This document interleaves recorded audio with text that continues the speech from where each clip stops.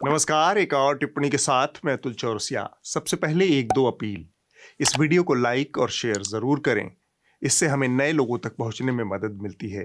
साथ ही हम आपसे बार बार कहते हैं कि न्यूज लॉन्ड्री बाकी मीडिया संस्थानों की तरह विज्ञापन नहीं लेता। यह सिर्फ अपने सब्सक्राइबर्स के समर्थन से पत्रकारिता कर रहा है। इसलिए हमें आपकी मदद की जरूरत है। यह आपकी भी जिम्मेदारी है कि देश में स्वस्थ, स्वतंत्र और सवाल पूछने वाली पत्रकारिता पर थोड़ा खर्च करें। हमारे लोकतंत्र में बहुत सारी कमियां हैं और गड़बड़ियां हैं, लेकिन पत्रकारिता में जो खामी या गड़बड़ी है उसे आप सब्सक्राइब करके दूर कर सकते हैं और गर्व से कह सकते हैं, मेरे खर्च पर आजाद हैं खबरें। गए हफ्ते एक भीषण रेल हादसा पेश आया। उड़ीसा के बालासोर में एक के बाद एक 3 ट्रेनों की भीषण टक्कर हो गई। इसमें 288 लोगों की मौत हो गई है, 900 से ज्यादा लोग घायल हैं। उड़ीसा की राजधानी भुवनेश्वर से 170 किलोमीटर दूर स्थित बालासोर जिले में शुक्रवार शाम करीब 7 बजे यह भीषण रेल हादसा हुआ। इस हादसे का शिकार 3 ट्रेनें हुईं, जिसमें Coromandel express, Bengaluru Howrah superfast express और एक मालगाड़ी शामिल है। उड़ीसा में हुए ट्रेन हादसे के करीब 40 घंटे बीत चुके हैं। आप मेरे पीछे देखिए कि जो ट्रैक है उसे ठीक करने के लिए यहाँ पे रेलवे के कर्मचारी काम कर रहे हैं। अभी भी आसपास लोगों का, जो लोग सफ़र कर रहे थे, उनके कपड़े, उनके सामान बिखरे हुए हैं। और सामने देखिए कि जो ट्रेन टकराई थी, 3 ट्रेन, उनके बोगी इधर उधर गिरे हुए हैं, जिसको यहाँ हटाया गया है क्रेन के जरिए। इसे सदी की सबसे बड़ी रेल दुर्घटना बताया जा रहा है। तमाम तकनीकी तरक्की और सुरक्षा के दावों के बावजूद रेल दुर्घटनाएं नियमित अंतराल पर हो रही हैं। ज्यादा दिन नहीं हुए हमारे रेल मंत्री ने रेल की सुरक्षा से जुड़ा एक बहुत लंबा चौड़ा पावर पॉइंट प्रेजेंटेशन पूरे देश के सामने रखा था। कवच, again a very big leap of faith. India में कोई सेफ्टी से रिलेटेड चीज बन ही नहीं सकती, ऐसा सोचते थे। सेफ्टी है तो जाओ भाई यूरोप से लेके आओ, जापान से लेके आओ। कवच बनाया, अगेन पीएम साहब ने कहा कि डिजाइन इंडिया में होना चाहिए, बनना चाहिए अपने इंजीनियर्स के द्वारा। He set that as a benchmark. तो जब पीएम साहब ने बेंचमार्क ही सेट कर दिया, then everybody stood up to that challenge, started creating things. और जब क्रिएट हुआ तब ये बना कवच। ऑटोमेटिकली एक ट्रैक पे अगर 2 ट्रेन आमने सामने से आ जाए, ये उनको ऑटोमेटिकली रोक लेता है। इस टेस्टिंग में मैं खुद बैठा था एक ट्रेन में, और दूसरी ट्रेन में बैठे थे रेलवे बोर्ड के चेयरमैन। साल 1981 को भारतीय रेल इतिहास की सबसे बड़ी रेल दुर्घटना के रूप में याद किया जाता है। उस वर्ष बिहार के मानसी से सहरसा जा रही एक यात्री ट्रेन बागमती नदी में जा गिरी थी। इस हादसे में 800 यात्रियों की मौत हो गई थी। कई मरने वाले आज तक नहीं खोजे जा सके। 81 से अब तक लगभग 42 साल के अंतराल में देश में 31 जानलेवा रेल दुर्घटनाएं हुई हैं। यानी अमूमन हर साल 1.5 के करीब रेल हादसे ऐसे होते हैं जिसमें बड़ी संख्या में लोगों की जान जाती है। 2017 तक यह आंकड़ा औसतन 100 यात्रियों की प्रतिवर्ष मौत का था। सामान्य रेल हादसों की स्थिति और भयावह है। 1980 से 2002 के बीच अमूमन हर साल 475 ट्रेनें पटरी से उतरती रहीं। पिछले 1.5-2 दशकों में इसमें थोड़ा सा सुधार देखने को मिला है। अब यह आंकड़ा 300 के आसपास है। इस दुर्घटना के बाद तमाम मासूम लोगों ने रेल मंत्री के इस्तीफे की मांग कर दी। रेल मंत्री ठहरे पुराने चावल। पूरी जिंदगी नौकरशाही की दांवपेंच और जोड़-तोड़ में गुजार दी उन्होंने। लोगों ने उनसे नैतिकता की अभिलाषा की। ऐसे मासूम लोगों को नमन, जिस सरकार में महिला पहलवानों के यौन उत्पीड़न का आरोपी शान से हर दिन बयानबाजी कर रहा है, जिसके बेटे ने सरेआम किसानों को जीप से रौंद दिया, वह गृह राज्य मंत्री है। उस सरकार से कुछ मासूम लोग नैतिकता के आधार पर रेल मंत्री का इस्तीफा मांग रहे हैं।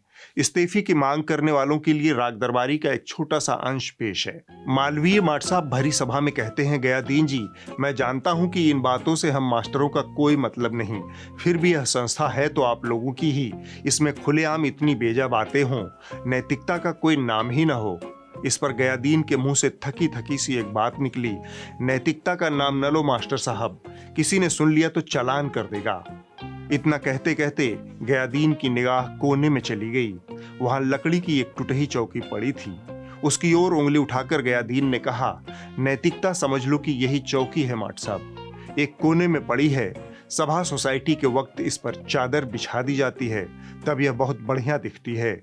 इस पर चढ़कर 2-4 लेक्चर फटकार दिया जाता है, बाकी समय यह कोने में पड़ी रहती है। अगला वाकया और ज्यादा नैतिक है।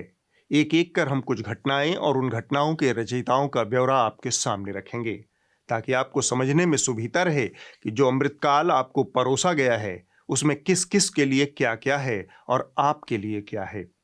बीते कुछ दिनों में हमारे सामने कई ऐसे दुर्लभ यशस्वी चरित्र सामने आए हैं जिनके जैसा बनने की इच्छा हमारे देश के करोड़ों बेरोजगार युवाओं में हिलोरे मार रही है।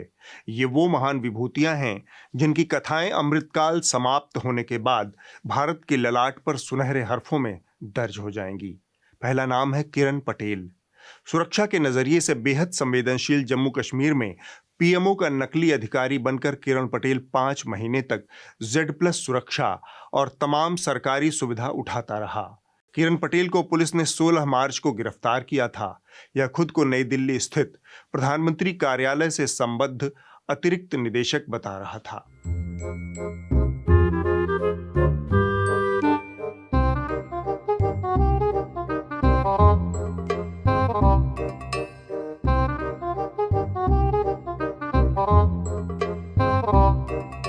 हाल ही में एक मामला संजय शेरपुरिया का भी सामने आया है। यह भी गुजरात से संबंध रखता है। जो ताज़ा जानकारी सामने आई है उसके मुताबिक यह शख्स स्टेट बैंक ऑफ इंडिया को 350 करोड़ रुपए का चूना लगा चुका है। शेरपुरिया का बीजेपी से करीबी रिश्ता है। कथित तौर पर कहा जा रहा है कि इसने जम्मू कश्मीर के उपराज्यपाल मनोज सिन्हा को 25 लाख रुपए का कर्ज दे रखा है। यह व्यक्ति नरेंद्र मोदी के नाम का दुरुपयोग कर लोगों के केस निपटाने का धंधा करता था। जानकारी के मुताबिक इसने मौजूदा सत्ता में अपनी ऊंची पहुंच और संपर्कों के जरिए एक बिजनेसमैन को उसका केस सेटल करवाने का झांसा दिया। इसके एवज में इसने व्यापारी से 11 करोड़ रुपए वसूले। इन दिनों मार्केट में एक नया ठग आया है जिसका नाम संजय शेरपुरिया बताया जा रहा है। नोएडा एसटीएफ ने उसे धोखाधड़ी के आरोप में गिरफ्तार किया है। संजय प्रकाश राय पर ठगी का आरोप है कि ये दिग्गज नेताओं से कनेक्शन बताकर जालसाजी को अंजाम देता था। अगला मामला ठोंकतंत्र उत्तर प्रदेश से है। इसके तार भाजपा की मातृ संस्था आरएसएस से जुड़े हैं। लखनऊ में रहने वाले सौरभ मिश्रा नाम का व्यक्ति मुंबई ठाणे तक उगाही का नेटवर्क चला रहा था। इसमें उसकी पत्नी और बेटी शिवानी मिश्रा को भी शामिल माना जा रहा है। पहले आप मिश्रा के बारे में जान लीजिए। मिश्रा राष्ट्रीय स्वयंसेवक संघ की महत्वपूर्ण शाखा विद्या भारती की पूर्वी उत्तर प्रदेश क्षेत्र के प्रमुख हैं। अब उन्हें बर्खास्त कर दिया गया है। मिश्रा ने लखनऊ में बैठे बैठे ठाणे के उद्यमियों से 13 करोड़ रुपए उठा लिए। उनका झांसा था कि सरकार में उनकी पहुंच बहुत ऊंची है और वो सारे काम आसानी से करवा देंगे। बीते हफ्ते महाराष्ट्र की ठाणे पुलिस ने उन्हें लखनऊ से गिरफ्तार किया, फिर अदालत में पेश किया और वहां से मिश्रा को 5 दिन की पुलिस हिरासत में भेज दिया गया। विद्या भारती से जुड़ा पदाधिकारी फिलहाल गिरफ्तार किया गया। मुंबई पुलिस ने लखनऊ से सौरभ मिश्रा को गिरफ्तार किया।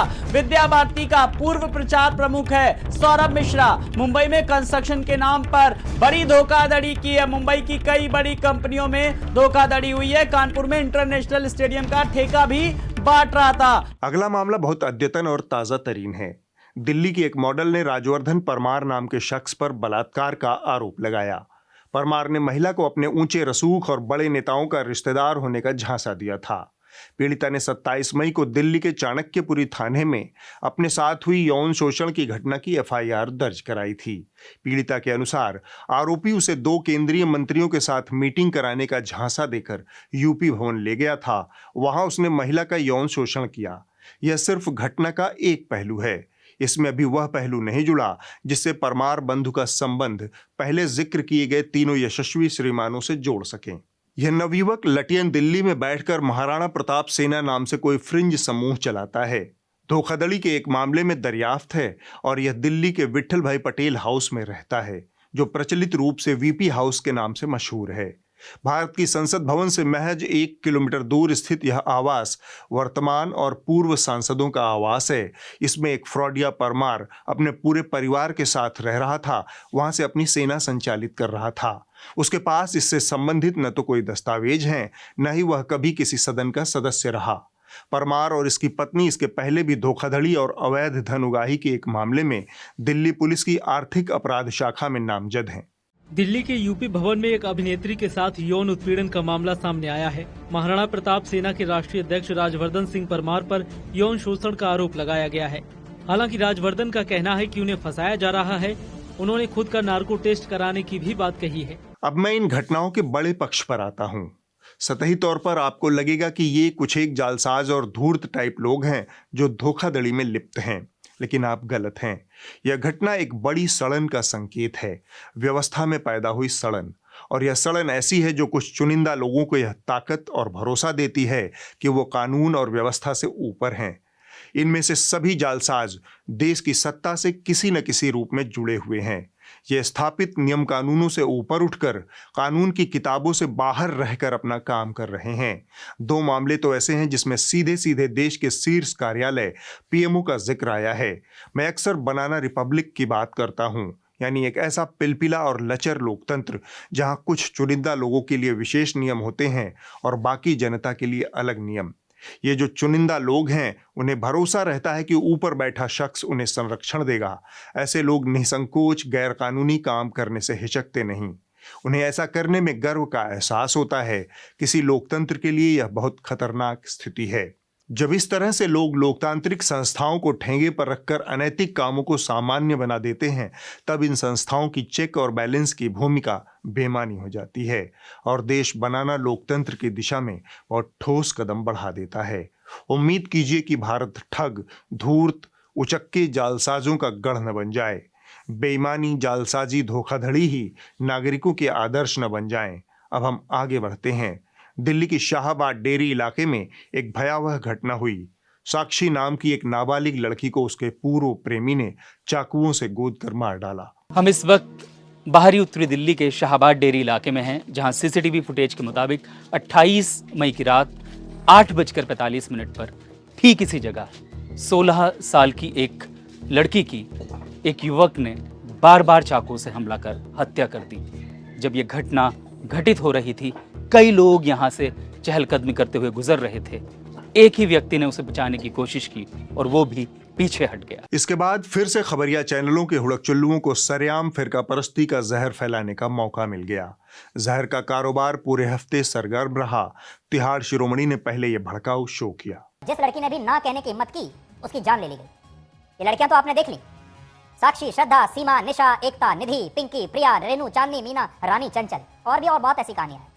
अब इन लड़कों को देखिए, साहिल, आफ्ताब, नावेद, इकबाल, शाकिल, सुफियान, यूनुस, तौफीक, माजिद, आरिफ, मोहम्मद इकबाल, वसीम खान। इसके बाद शिरोमणि थोड़ा सरकास्टिक होने लगे। उन्होंने व्यंग्य विधा में महिला पहलवानों पर अपना हाथ आजमाया। लेकिन पहले पूरे घटनाक्रम को जान लें। जंतर मंतर से बेरहमी के साथ खदेड़े जाने के बाद यौन शोषण की शिकार महिला पहलवानों ने अपने जीते हुए मेडल गंगा में बहाने का ऐलान किया था। पहलवान जो है वो हरिद्वार पहुंचे हैं। गंगा नदी में पदक बहाने का ऐलान उन्होंने किया है। आपको बता दें, बृजभूषण शरण सिंह के खिलाफ आंदोलन कर रहे पहलवान हैं जिन्होंने अपने मेडल जो है वो गंगा में बहाने का ऐलान किया है। और अब ये पहलवान, ये खिलाड़ी जो है ये हरिद्वार पहुंच गए हैं। और इसी मसले को लेकर तिहाड़ शिरोमणि ने सरकास्टिक होने का फैसला किया, बोले तो व्यंग्यात्मक। उन्होंने पहले तो महिला पहलवानों के साथ सहानुभूति की भूमिका रची। पूरे आध्यात्मिक भाव में गीता का सार ठेलते हुए उन्होंने बताया कि शरीर नश्वर है और मेडल आत्मा की तरह अविनाशी। मेडल्स आत्मा की तरह होते हैं और मेडल्स कभी मरते नहीं। अगर ये खिलाड़ी आज अपने मेडल्स को विसर्जित कर भी देते, तो क्या आपको लगता है कि इन खिलाड़ियों ने जो जीत हासिल की, जो मेडल जीता, जो इतिहास में इनका नाम दर्ज हुआ, क्या वो सब भी खत्म हो जाएगा? ऐसा बिल्कुल नहीं है। ये मेडल अमर होते हैं। ये मेडल आत्मा की तरह हमेशा अमर रहते हैं। और इन मेडल्स को इन खिलाड़ियों द्वारा विसर्जित करने के बारे में सोचना, आज हमें ये कहना पड़ेगा, ये सही नहीं था। इसके बाद उन्होंने प्रस्तावना में यह बताया कि ये मेडल सिर्फ उनके नहीं हैं, पूरे देश ने इसमें योगदान दिया है। शिरोमणि ने भी उस वक्त ताली बजाई थी। और ये पदक एक खिलाड़ी का नहीं, पूरे देश का होता है। ये पदक इनका तो है ही, लेकिन भारतवर्ष के हर नागरिक का है, क्योंकि जब इन्होंने पदक जीता था तो हमने भी तालियां बजाई थी। और इसके बाद उपसंहार में तिहाड़ शिरोमणि व्यंग्यात्मक हो गए।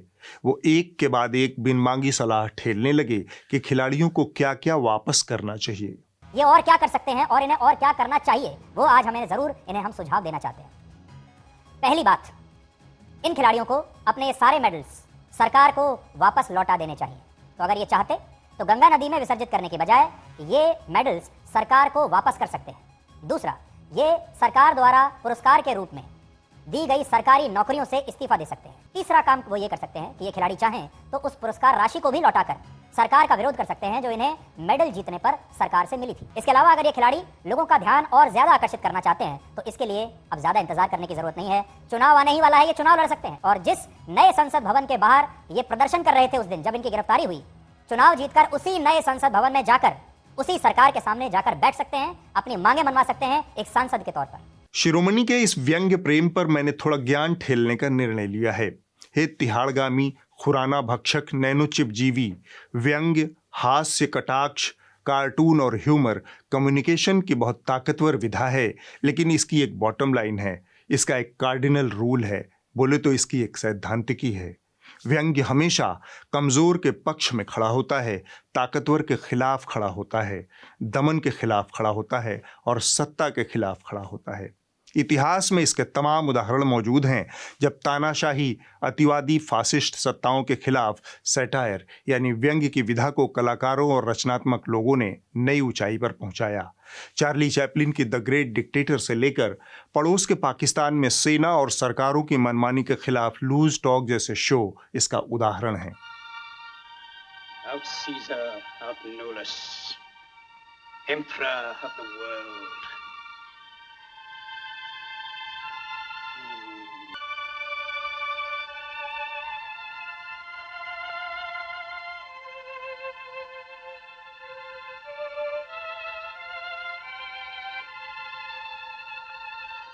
किस सियासी जमात को आप सपोर्ट कर रहे हैं? आर्मी को। आर्मी सियासी जमात नहीं है। अखबार में आ गया कि जीएचक्यू इस्लामाबाद शिफ्ट हो रही है। इसमें कहाँ से सियासी जमात हो गई? जब सियासतदान काम ठीक नहीं करते हैं, मजबूरन आर्मी आती है और वो सियासी जमात नहीं होती। किसको समझा रहे हो? थोड़े दिनों के लिए आती है। थोड़े मुझे समझाओ, अपना काम मुझे मालूम है, सब मालूम है। थोड़े मुझे समझाओ, अपना काम मुझे मालूम है, सब मालूम है। फिर बहुत दिन रुक जाती है, फिर चली जाती है। तो श्रीमान शिरोमणि, अगली बार जब जिस्म के भीतर व्यंग्य का कीड़ा कुलबुलाए तो एक बार अपनी आत्मा के भीतर झांक कर देख लें कि आप किसके पक्ष में खड़े हैं। ये जो 16, 18, 20, 22 साल की लड़कियां हैं, इनका पूरा करियर दांव पर लगा हुआ है। ये कोई उम्र दराज, पकी हुई उम्र के खुर्राट लोग नहीं हैं जो सिर्फ राजनीति करने के लिए महीनों से सड़कों पर हैं। इनके पास खोने के लिए बाकियों से कहीं ज्यादा है, और जिनके सामने ये चुनौती बनकर खड़े हैं, उनकी घाघ राजनीति के सामने तो ये कुछ भी नहीं है। फिर भी पूरा जीवन और करियर दांव पर लगाकर ये अपने लिए न्याय मांग रहे हैं। अगली बार जब सरकाज़म का भूत सर पर सवार हो तो पहले देख लेना कि किसके पक्ष में खड़े हो, ताकतवर के या कमजोर के, न्याय के या अन्याय के। दो शब्दों वाले इस घामड़ बाबू ने भी इसी मौके पर दुनिया भर का छल प्रपंच पेश किया। अरे उस लड़की को जिंदा मार दिया है लड़के ने, और आप कह रहे हैं जंतर मंतर पे क्या हो रहा है, जंतर मंतर पे क्या हो रहा है। जंतर मंतर वालों को भी बैठना चाहिए इस बेटी के समर्थन में। पीटी उषा आ जाती है, उसको धक्के मार के बाहर कर देते हैं, किसी के मुंह से कुछ आवाज नहीं निकलती। वो भारत की बेटी नहीं है क्या? एक अखाड़ा, एक गांव, एक तहसील की बात को लेकर इस देश में तूफान मचा रखा है। पॉलिटिक्स कर रहे हैं सब लोग वहां पर बैठकर। They are doing politics, each one of them, and don't support this kind of this thing which is very very important. इसका शो हिंदू मुसलमान पर था, लेकिन अचानक से इसके शरीर में सरकारी स्वामी भक्ति का बीज फूट पड़ा और ये कूद पड़ा पहलवानों को गरियाने। जितनी ताकत इसने सरकार की तरफदारी में लगा दी, उसकी आधी ताकत भी इन घोघा बसंतों ने एक अदने से यौन शोषण के आरोपी सांसद बृजभूषण के खिलाफ लगाई होती तो देश में लोकतंत्र और न्याय का इकबाल बुलंद हुआ होता। आप लोगों को भी यह जानना जरूरी है कि बीते 3 महीनों के दौरान क्या क्या हुआ, कैसे न्याय के लिए भटक रही हैं ये महिला पहलवान। 18 जनवरी को देश के स्टार पहलवान राजधानी दिल्ली के जंतर मंतर पर धरने पर बैठे। इसमें विनेश फोगाट, साक्षी मलिक और बजरंग पूनिया समेत कई पहलवान शामिल थे। पहलवानों का आरोप था कि कुश्ती संघ के प्रमुख बृजभूषण सिंह ने उनका यौन शोषण किया है और जान से मारने, करियर बर्बाद करने की धमकी दी है। 20 जनवरी को रात में खेल मंत्री अनुराग ठाकुर के साथ पहलवानों ने प्रेस कॉन्फ्रेंस की। इसमें एक ओवरसाइट कमेटी बनाने पर सहमति बनी। बृजभूषण को अगले आदेश तक संघ के रोजाना कामकाज से दूर रहने का निर्देश दिया गया। 21 जनवरी को पहलवानों ने अपना धरना समाप्त कर दिया। 23 जनवरी को बॉक्सर मैरी कॉम की अध्यक्षता में ओवरसाइट कमेटी का गठन हुआ। इसमें योगेश्वर दत्त, तृप्ति मुरगुंडे, कमांडर राजेश राजागोपालन और राधिका श्रीमन बतौर सदस्य शामिल किए गए। पहलवानों ने आरोप लगाया कि कमेटी में उनकी सहमति से लोगों को शामिल करने की बात हुई थी, लेकिन सरकार ने एक तरफा सदस्यों के नाम की घोषणा कर दी। कमेटी को 2 हफ्तों का वक्त दिया गया था, लेकिन रिपोर्ट आज तक सामने नहीं आई है। 23 अप्रैल को विनेश फोगाट, बजरंग पुनिया और साक्षी मलिक एक बार फिर से जंतर मंतर पर धरने पर बैठ गए। 3 महीने बाद ढाक के 3 पात। 3 महीने बाद तक पुलिस ने FIR भी दर्ज नहीं की थी। 25 अप्रैल को मामला सुप्रीम कोर्ट पहुंचा। मुख्य न्यायाधीश ने इस मामले की संवेदनशीलता और गंभीरता को देखते हुए दिल्ली पुलिस को FIR दर्ज करने का निर्देश दिया। 28 अप्रैल को दिल्ली पुलिस ने 3 महीने बाद सुप्रीम कोर्ट के हस्तक्षेप करने पर 2 एफआईआर दर्ज की, एक पॉक्सो के तहत और दूसरा यौन शोषण का। 28 मई को जिस वक्त प्रधानमंत्री देश के नए संसद भवन का उद्घाटन कर रहे थे, उसी वक्त सारे पहलवानों ने संसद मार्च करने का ऐलान किया। पुलिस ने उन्हें जंतर मंतर से बलपूर्वक हटा दिया। 30 मई को पहलवानों ने अपने पदक हरिद्वार में गंगा में बहाने का ऐलान किया। अंतिम वक्त में किसान नेता राकेश और नरेश टिकैत के कहने पर पहलवानों ने पदक गंगा में बहाने का फैसला टाल दिया। इन 3 महीनों के दौरान ये 2 शब्दों वाले भाई एक बार भी पहलवानों के इतने संगीन मसले पर प्राइम टाइम करने नहीं गए। इसने यौन उत्पीड़न जैसे गंभीर अपराध को एक गांव, एक खाप और एक तहसील की समस्या बताकर हवा में उड़ा दिया। एक अखाड़ा, एक गांव, एक तहसील की बात को लेकर इस देश में तूफान मचा रखा है।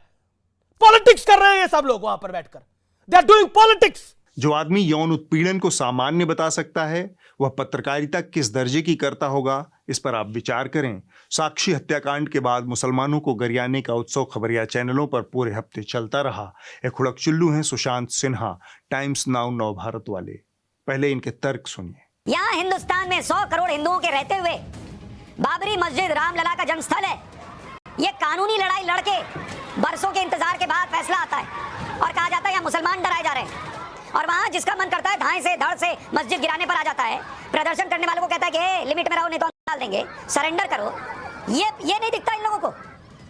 पाठशाला में हम आपको चीन के उइगर मुसलमानों पर हो रहे अत्याचार के बारे में कई बार बता चुके हैं कि कैसे वहां के शिनजियांग इलाके में उइगर मुसलमानों पर लंबी दाढ़ी रखने पर बैन है। महिलाएं नकाब या हिजाब नहीं पहन सकती। ये ऐसा तर्क है कि सऊदी अरब में मुसलमानों के अलावा बाकी धर्मों के लोगों को कोई अधिकार नहीं है। तो क्या करें, हम सऊदी अरब बन जाएं? डेनमार्क में गोमांस खाने और बेचने की इजाजत है, तो क्या यहां भी तुम इसके लिए तैयार हो?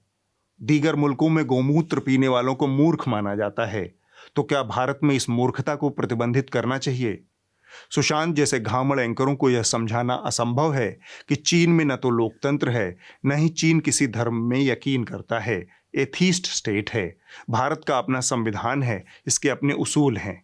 यह उसी के हिसाब से चलेगा, न कि चीन के हिसाब से। अगर नफरत ही फैलाना है तो फिर कहीं की भी ईंट और कहीं का रोड़ा जोड़ लो, क्योंकि काम तो तुम भानुमति वाले ही कर रहे हो। अब वक्त है इस हफ्ते की रिपोर्ट का। जो कही जा रही थी बातें कि अंदर में भी सोशल डिस्टेंसिंग का ट्रेनें तो खुल दी हैं, लेकिन कैसे? इस हफ्ते की रिपोर्ट न्यूज लॉन्ड्री हिंदी से है। हमारे रिपोर्टर बसंत कुमार उड़ीसा के बालासोर में हैं। वहां हुई ट्रेन दुर्घटना से जुड़ी उनकी यह रिपोर्ट बताती है कि घटना के शिकार हुए लोगों के परिजनों को किस तरह की दिक्कतों का सामना करना पड़ रहा है। उन्हें अपने लोगों के शव तक मिलने में बहुत सारी दुश्वारियों से गुजरना पड़ रहा है। इतनी देर से आप लोग भटक रहे हैं बॉडी के लिए? आए हुए 2 घंटा हो गया सर। हाँ। क्या बताया जा रहा है? वहाँ गए, वहाँ पे बोले कि इधर पे बॉडी शिफ्ट कर दिया गया है ठंडा रूम में। तो इधर पे आए हम लोग, रास्ता भी तो नहीं जानता, आप तो देख रहे हैं भटक रहे हैं हम लोग। बोल रहे हम सुबह से ढूंढ रहे हैं बच्चा को, अभी बच्चा नहीं मिला। ठीक है, बच्चा अभी नहीं मिल रहा है। ठीक है, और इसको मिल गया है यहाँ बालासर हॉस्पिटल में, और इसका थोड़ा थोड़ा पहचान लग रहा है। ठीक है, और कुछ नहीं। जो इस बच्चा कोई पहचान सकता है तो ये बच्चा का खबर दे। किसकी तलाश कर रहे हैं? तो हम लोग का छोटा भाई है, 2 छोटा भाई है, और एक अंकल है और एक बड़ा भाई है। वो कहाँ जा रहे थे, कौन सी ट्रेन में थे? वो शालीमार से चेन्नई जा रहे थे राजमिस्त्री काम के लिए। 5 आदमी को, 1 आदमी को मिला है, बाकी 4 आदमी को मिला नहीं। हम आए तो पूरा हॉस्पिटल में पता किए तो हमारे को हॉस्पिटल में भी क्या भी नहीं खबर मिला। यहाँ पे आए तो बॉडी मेरे को सिर्फ 2 मिला और 7 का लापता है सर, अभी तक कुछ भी नहीं मिला। अगले हफ्ते होगी एक और टिप्पणी। नमस्कार।